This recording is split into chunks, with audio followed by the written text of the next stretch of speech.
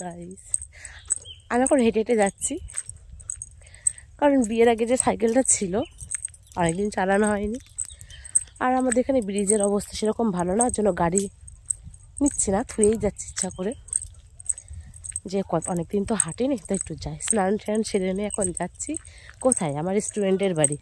না, স্টুডেন্টের বাড়ি বলার আগে বলতে হবে আমার টিচারের বাড়ি, কারণ আমি তার বাবার কাছে আগে পড়তাম, তারপরে সে আমার কাছে সেই দাদার ছেলে আমার কাছে পড়তো। তো স্টুডেন্টের বাড়িও বলা চলে, আবার টিচারের বাড়িও বলা চলে। তো আগের বার এসে আমি প্রত্যেকবার বিয়ের পর এসে আমি তাদের বাড়ি যাই, দেখা করে আসি। তো এইবার আর যাইনি, মানে এই গেলবার যে এসেছিলাম যাইনি, মানে সময়ই ছিল না সেরকম, যাইনি, তাই খুবই রাগ করেছিল।